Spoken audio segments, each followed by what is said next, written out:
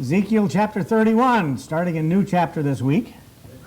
And again, this is the fifth, number 5 prophecy against Egypt. Okay? We went through all of the other nations that were around Israel that mean to Israel and disrespected Israel. And in those, we got a few paragraphs, a few verses about each of them. But here we've got 5 prophecies against Egypt. Okay? And again, this one, it actually happens more than a month before Jerusalem was taken. They're not in chronological order here. Like chapter 30, the date on chapter 30 is 572 BC, and here chapter 31, 588 BC. So this was, several years before chapter 30, this prophecy was made. And and it's a warning to Pharaoh, okay? Considering the fate of the Assyrian Empire and the Assyrians. Okay? And the Assyrian Empire actually had been supreme in Asia, in that part of the world at the time, the Assyrians, for about 4 centuries, 400 years. And this is a prophecy against Egypt, which had, Egypt and the Egyptian civilization and the Egyptian culture and all of that had been in business for 4,000 years, something like that. Okay? And here is the Assyrian Empire, 4 centuries. Okay? And now the Babylonians, who conquered the Assyrians and took over that for them, they lasted for maybe 100 years. The Babylonians did under Nebuchadnezzar. Seemed 70 years of captivity, and then the Medes and the Persians moved in, and so we're getting less and less. Of course, when the Greeks lasted for quite a while, the Romans lasted for quite a while, and but this the Assyrian Empire was overthrown by Nebuchadnezzar in the year of this battle of Carchemish. Remember that's when 605 BC. That's when Nebuchadnezzar started his push, and that was the first time that Jerusalem was besieged and taken over. And in 605, that was also Jerusalem was just on the way. Nebuchadnezzar was on his way to Egypt. But and 605 was the first part of the captivity, if you will, of Judah. Now the Assyrians took over the northern 10 tribes, remember? And, I hope you're all remembering all of this history. Yeah. And 605, that's about the time that Daniel and his friends were taken captive, was in this first battle. Okay. So here we've got this warning against Egypt. Hey, you know what happened to Assyria? It's going to happen to you. And chapter 31, verse 1, and it came to pass in the 11th year, in the 3rd month, in the 1st day of the month. Again, Ezekiel is keeping track of the dates here. Word of the Lord came unto me, saying, Son of man, speak unto Pharaoh king of Egypt, and to his multitude, Whom art thou like in thy greatness? Okay. Who? Pharaoh, king of Egypt. Who are you like? Who is, are you greater than somebody else? Who are you like in your greatness? Okay. And this is one of those questions, hard to answer. King of Egypt, Pharaoh, believes he's a god among men, a living God, and who could be greater than a living God? Okay? Whom art thou like in thy... Behold, the Assyrian was a cedar in Lebanon. Okay? Because they controlled all of that part, was a cedar in Lebanon with fair branches, comparing them to the trees and the growth and how magnificent the trees can grow and all of that. Okay? And of course the cedars of Lebanon were what were used to build Solomon's temple. Okay? So the Assyrians was a cedar in Lebanon with fair branches and with a shadowing shroud and of a high stature, and his top was among the thick boughs. Okay? This is just a picture of a glorious tall tree that's magnificent, and it's affords shade and shelter. Okay? That's what we're being compared to. The waters made him great. Okay? The waters, the rivers, and all of this of the Assyrian Empire. Okay? When you have an empire with plenty of water to water crops, to water animals, okay, to Nebuchadnezzar used when he built the Hanging Gardens, he used a lot of water and turned the Hanging Gardens of Babylon into a seventh wonder of the world, or one of the seven wonders of the world. Okay? But so the waters made him great. The deep set him up on high with her rivers. This is again magnificence. This is prosperity. Water is prosperity. Running with her rivers, running round about his plants, watering the plants, fertile, and sent out her little rivers unto all the trees of the field. Okay? This is, again, 4 centuries of prosperity, magnificence, lush, okay, and compared to what Egypt is going to be. Egypt is going to be pretty much destroyed eventually, and of course, Egypt had their own waters, the Nile River. Therefore, his height, okay, was exalted above all the trees of the field. Again, the empire is being compared to a magnificent garden, if you will. Okay? And his boughs were multiplied. That's trees spread out. The more boughs you have, the more shelter you have, the more protection you have, the more shade you have in the summer, all of that sort of stuff. And to get a nice tree that has big spread of canopy and the forests and stuff like that, that's magnificent. Okay?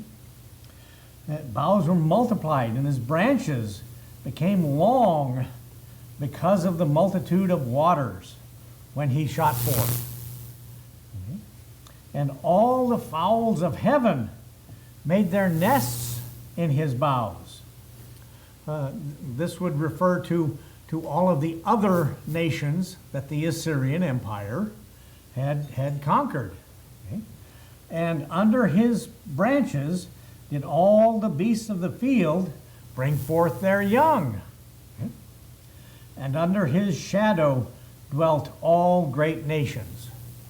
there, you know, the empire included other nations, and those other nations also prospered, even though they were part of the Assyrian Empire.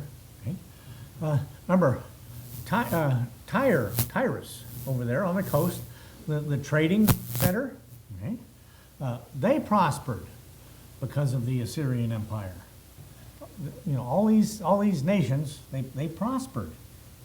Thus was he fair in his greatness, in the length of his branches. He was beautiful. Fair. That would be, you know, beautiful, gorgeous, all of that. Okay. In his greatness, in the length of his branches, for his root was by great waters. Okay. The cedars in the garden of God, this is the Garden of Eden. We're talking about the Garden of Eden here. The cedars in the garden of God, paradise, could not hide him. Okay? Oh, God is telling the Egyptian Pharaoh here that the Assyrian empire, and with this analogy of trees growing lushly and green, okay, they were more magnificent, and here, this is God saying this, more magnificent than the trees in the Garden of Eden. That's kind of what this is saying here. The fir trees were not like his boughs, okay? And the chestnut trees were not like his branches, nor any tree in the garden of God was like unto him in his beauty. What a comparison there. I mean, God Garden of Eden was gorgeous, magnificent, until Adam and Eve messed it up, But it was really, really gorgeous. But then God is saying, oh, these forests in the Assyrian Empire, what's going on with this thing? Okay, who knows? Turn it off. There we go. Yeah, it was saying, that the Assyrian Empire was, because of this analogy, was even more beautiful than the Garden of Eden. Okay? I have made him fair, in verse 9, by the multitude of his branches, so that all the trees of Eden that were in the garden of God envied him. What a picture here. Okay? He's saying, but then he's again, Ezekiel is talking to the Pharaoh of Egypt and telling him about the magnificence of the Assyrian Empire, which ruled for 400 years, right? And you, which, Egyptian Empire in business for thousands of years, right? And the Assyrian Empire had, the trees in the Garden of Eden envied the Assyrian Empire. That's quite a comparison here.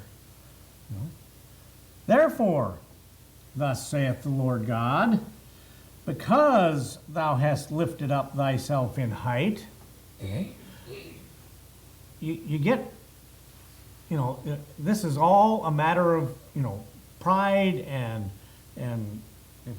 lust and all of that sort of stuff. You've said, okay, you, Pharaoh of Egypt, have said you've lifted yourself up. Okay?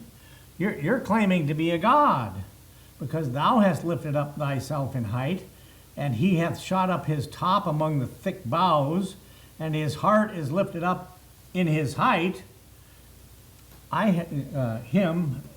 This is referring to, you, the Pharaoh of Egypt, and he has shot, and his heart is lifted up the Assyrian Empire, Okay? We've got the comparison between Pharaoh of Egypt and the Assyrian Empire. I have therefore delivered him into the hand of the mighty one of the heathen. I delivered the Assyrian Empire into the hand of heathen King Nebuchadnezzar. He shall surely deal with him. Nebuchadnezzar is going to deal with the Assyrian Empire. Okay? Conquer it, take it over, and the Babylonian Empire, or the Chaldean Empire, I guess if you want to get really correct, the Chaldeans, taking over, and their job, the Babylonians' job, was one, judgment upon Israel for her sins, and then judgment upon all of the nations around about. And he's executing, Nebuchadnezzar, shall surely deal with him, the Assyrian Empire. I have driven him out for his wickedness. All these guys, they get to be dictators and emperors, and we've got them floating around today. We've got all sorts of, who's it's over there in North Korea, who's it's in China, Putin over there in Russia, our governor here. I was going to say that if you. Yeah. Okay. All those people, okay, driven him out for his wickedness. They get prideful. They get bigger than their britches. Okay, and they end up suffering. Okay, judgment comes. Okay? And it came to pass. It will come to pass. And strangers, the terrible of the nations, have cut him off and have left him. Okay? The strangers, all of the other nations of the Assyrian Empire, they ran when Nebuchadnezzar started moving in, but there's no place to run because Nebuchadnezzar is going to take them, and they're going to be in the same.